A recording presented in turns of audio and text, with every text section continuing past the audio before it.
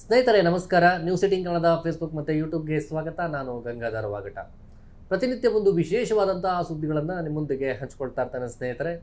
ಅದೇ ರೀತಿಯಾಗಿ ಇವತ್ತು ರಾಜಧಾನಿ ಬೆಂಗಳೂರು ಎಲ್ಲೋ ಒಂದು ಕಡೆ ಪೊಲೀಸರು ಸಾಕಷ್ಟು ಒಂದು ನಿಗಾವನ್ನು ವಹಿಸಿ ಅವರದೇ ಆದಂಥ ಚಾಣಾಕ್ಷತರ ರೀತಿಯಲ್ಲಿ ಈ ಡ್ರಗ್ಸ್ ಕಂಟ್ರೋಲನ್ನು ಮಾಡಬೇಕು, ಯಾವ್ಯಾವ ಮೂಲದಿಂದ ಡ್ರಗ್ಸ್ ಬರ್ತಾ ಇದೆ, ಮಾದಕ ವಸ್ತು ಸಪ್ಲೈ ಆಗ್ತಾ ಇದೆ, ಅವೆಲ್ಲವನ್ನು ಕೂಡ ತಡೆಗಟ್ಟುವ ನಿಟ್ಟಿನಲ್ಲಿ ಒಂದು ಸ್ಪೆಷಲ್ ಡ್ರೈವ್ಗಳನ್ನು ಕಂಟಿನ್ಯೂಸ್ ಆಗಿ ಈಗ ಸಿಟಿ ಪೊಲೀಸರು ಮಾಡ್ತಾ ಇರುವಂಥದ್ದು. ಆದರೆ ಪೊಲೀಸರು ಚಾಪೆ ಕೆಳಗಡೆ ತುಳಿದ್ರೆ ರಂಗೋಲಿ ಕೆಳಗಡೆ ತೂರುವಂಥ ಕೆಲಸವನ್ನು ಇವತ್ತು ಡ್ರಗ್ ಪೆಡ್ಲರ್ಗಳು ಮಾಡ್ತಾ ಇರುವಂಥದ್ದು. ಅದರಲ್ಲಿ ಬೆಂಗಳೂರಿಗಿಂತ ಹೊರರಾಜ್ಯದ ಪೆಡ್ಲರ್ಸ್ ಏನಿದ್ದಾರೆ, ಡ್ರಗ್ ಪೆಡ್ಲರ್ಸು, ಅವರು ಆ್ಯಕ್ಟಿವ್ ಆಗಿರುವಂಥದ್ದು. ಅವರು ಬೇರೆ ಬೇರೆ ಮಾರ್ಗಗಳ ಮೂಲಕವಾಗಿ ಡ್ರಗ್ಸ್ನ ಸಪ್ಲೈ ಮಾಡ್ತಾರೆ ಪಾರ್ಟಿಗಳಿಗೆ, ಮತ್ತೆ ಈ ಒಂದು ಟೆಕ್ಕೀಸ್ಗೆ ಮತ್ತು ಕಾಲೇಜು ಮೈದಾನಗಳ ಬಳಿ ಈಗ ಡ್ರಗ್ಸನ್ನು ಸಪ್ಲೈ ಮಾಡುವಂಥ ಕೆಲಸಗಳನ್ನು ಮಾಡ್ತಾ ಇರುವಂಥದ್ದು. ಈ ಇತ್ತೀಚಿನ ದಿನಗಳಲ್ಲಿ ಬೆಂಗಳೂರು ಸಿಟಿ ಪೊಲೀಸರು ಈ ಒಂದು ಕಂಟ್ರೋಲ್ ಇದೆ.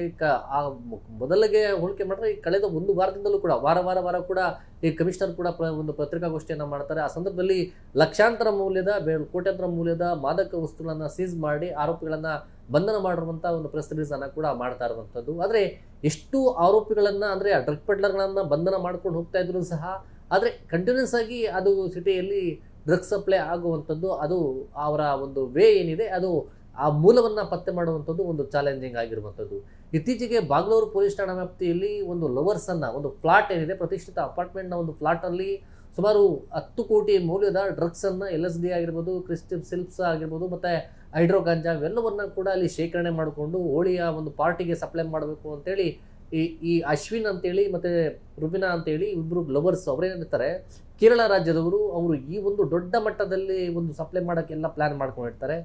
ಆ ಡ್ರಗ್ಸ್ ಮಾರಾಟದಿಂದ ಬಂದಂಥ ಹಣದಿಂದ ಐಷಾರಾಮಿ ಲೈಫ್ ಲೀಡ್ ಮಾಡುವಂಥದ್ದು.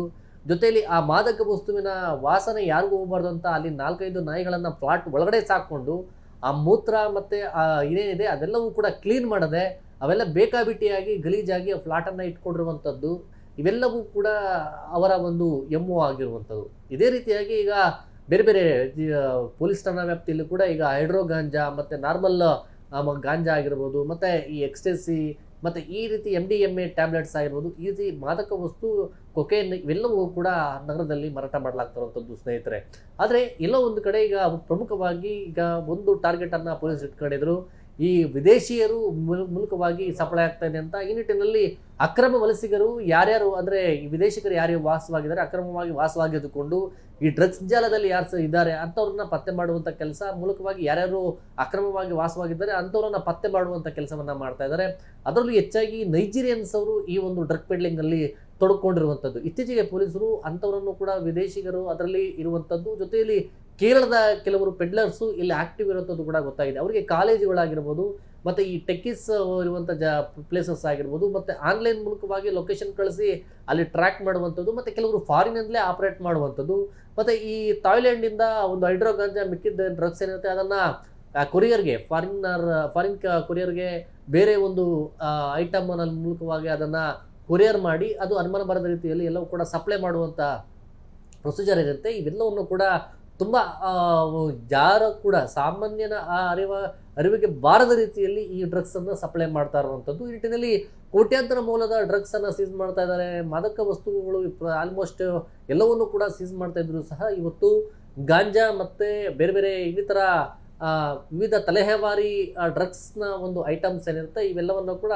ಅನ್ಯ ಮಾರ್ಗದ ಮೂಲಕ, ಬೇರೆ ಬೇರೆ ಮಾರ್ಗದ ಮೂಲಕ ಇವತ್ತು ಯುವಕರಿಗೆ ತಲುಪಿಸಿ ಅವರನ್ನು ಮತ್ತಲ್ಲಿ ತೇಲಿಸುವಂಥ ಕೆಲಸವನ್ನು ಈ ಪೆಡ್ಲರ್ಸ್ ಮಾಡ್ತಾ ಇರುವಂಥದ್ದು. ಈ ನಿಟ್ಟಿನಲ್ಲಿ ಪೊಲೀಸರು, ಅದರಲ್ಲಿ ಸಿಟಿ ಪೊಲೀಸ್ ಕಮಿಷನರ್ ಆಗಿರುವಂತಹ ಸೀಮಂತ್ ಕುಮಾರ್ ಸಿಂಗ್ ಈ ಬಗ್ಗೆ ಏನಾದರೂ ಮಾಡಿ ಕಡೆಗಟ್ಟಲೆ ಮಾಡಲೇಬೇಕು, ಇದನ್ನು ಕಂಟ್ರೋಲ್ ಮಾಡಬೇಕು, ಬೇರೆ ಸಮೇತ ಇದನ್ನು ಕಿತ್ತಾಗಬೇಕು ಅನ್ನೋ ನಿಟ್ಟಿನಲ್ಲಿ ಅವರು ಕೂಡ ಇದನ್ನು ಪ್ರತಿನಿತ್ಯವೂ ಕೂಡ CCB ಪೊಲೀಸರಿಗೆ ಒಂದು ಟಾರ್ಗೆಟನ್ನು ಕೊಟ್ಟಿರುವಂಥದ್ದು. ಅವರು ಪ್ರತಿ ಇದು ಒಂದು ಇದರಲ್ಲೂ ಕೂಡ ಅವರು ಡ್ರಗ್ಸನ್ನು ಸೀಸ್ ಮಾಡಬೇಕು, ಅಂಥವ್ರನ್ನ ಕಂಟ್ರೋಲ್ ಮಾಡಬೇಕು, ಸ್ಪೆಷಲ್ ಡ್ರೈವ್ಗಳನ್ನು ಮಾಡ್ತಾ ಇರಬೇಕು ಅನ್ನೋ ನಿಟ್ಟಿನಲ್ಲಿ ಒಂದು ಸೂಚನೆಯನ್ನು ಈಗ ಕೊಟ್ಟಿರುವಂಥದ್ದು. ಅದೇ ರೀತಿಯಾಗಿ ಕಳೆದ 1 ತಿಂಗಳಲ್ಲಿ ಕೋಟ್ಯಾಂತರ ರೂಪಾಯಿ ಮೌಲ್ಯದ KG-ಗಟ್ಟಲೆ ಒಂದು ಮಾದಕ ವಸ್ತುಗಳನ್ನು ಸೀಸ್ ಮಾಡುವಂಥ ಕೆಲಸವನ್ನು ಆಗ್ತಾ ಇದೆ. ಅದೇ ರೀತಿಯಾಗಿ ಫಾರಿನರ್ಸ್ ಇದ್ದಾರೆ, ಹೆಚ್ಚಾಗಿ ಅವರು ಅಕ್ರಮವಾಗಿ ಯಾರು ವಾಸವಾಗಿದ್ದಾರೆ ಅಂಥವ್ರ ಮೇಲೆ ಕೂಡ ನಿಗಾ ವಹಿಸಲಾಗಿದ್ದು, ಈ ಕೇರಳದವರ ಮೂಲಕ ಔಟ್ಸ್ಕರ್ಟ್ ಏರಿಯಾಗಳಲ್ಲಿ ಇದ್ದುಕೊಂಡು ಒಂದು ಬಾಡಿಗೆ ಮನೆಗಳನ್ನು ಮಾಡಿಕೊಂಡು ಅವರು ಇಲ್ಲಿ ಒಂದು ಸಪ್ಲೈಯನ್ನು ಮಾಡ್ತಾ ಇರುವಂಥದ್ದು, ಅಂಥವ್ರ ಮೇಲೆ ಕೂಡ ನಿಗಾ. ಯಾಕಂದರೆ ಈ ಒಂದು ಡ್ರಗ್ಸ್ ಏನಿದೆ, ಈ ಡ್ರಗ್ಸನ್ನು ಯಾರು ಕನ್ಸ್ಯೂಮರ್ ಏನಿರ್ತಾರೆ, ಕನ್ಸ್ಯೂಮರ್ ಅವ್ರಿಗೆ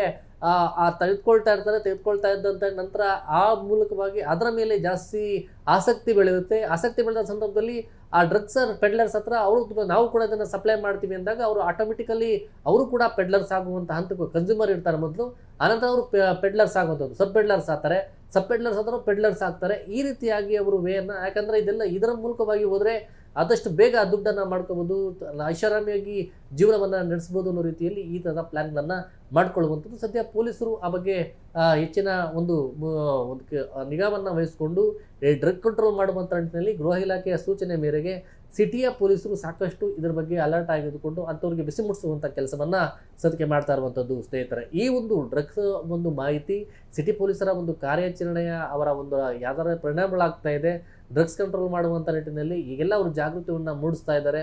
ಜಾಗೃತಿ ಮೂಡಿಸುವ ಮೂಲಕವಾಗಿ ಪೆಡ್ಲರ್ಸ್ಗೆ ಯಾವ ರೀತಿ ಬಿಸಿ ಮುಟ್ಟಿಸ್ತಾ ಇದ್ದಾರೆ ಅನ್ನೋ ಮಾಹಿತಿ ನಿಮ್ಮೊಂದಿಗೆ ಹಂಚ್ಕೊಂಡಿದ್ದೇನೆ ಸ್ನೇಹಿತರೆ. ಈ ಮಾಹಿತಿ ನಿಮ್ಗೆ ಇಷ್ಟವಾಗಿದ್ದಲ್ಲಿ ನ್ಯೂಸ್ 18 ಕನ್ನಡದ ಫೇಸ್ಬುಕ್ ಮತ್ತು ಯೂಟ್ಯೂಬನ್ನು ಸಬ್ಸ್ಕ್ರೈಬ್ ಮಾಡಿ ಮತ್ತು ಶೇರ್ ಮಾಡಿ. ಧನ್ಯವಾದ. ನಿರ್ಭೀತ, ನಿಷ್ಪಕ್ಷಪಾತ, ವಿಶ್ವಾಸಾರ್ಹ ಸುದ್ದಿಗಳಿಗೆ ಮತ್ತೊಂದು ಹೆಸರಾಗಿರೋ ನ್ಯೂಸ್ 18 ಕನ್ನಡ ಈಗ ಆಪ್ನಲ್ಲೂ ಲಭ್ಯ ಇದೆ. ದಯವಿಟ್ಟು ಇಲ್ಲಿರೋ QR ಕೋಡ್ ಅನ್ನು ಸ್ಕ್ಯಾನ್ ಮಾಡಿಕೊಂಡು ಆಪ್ ಡೌನ್ಲೋಡ್ ಮಾಡೋದಕ್ಕೆ ಮರಿಬೇಡಿ. ನಿಮ್ಮ ಬೆಂಬಲ ಹೀಗೆ ಸದಾ ನಮ್ಮೊಂದಿಗಿರಲಿ. ಧನ್ಯವಾದ.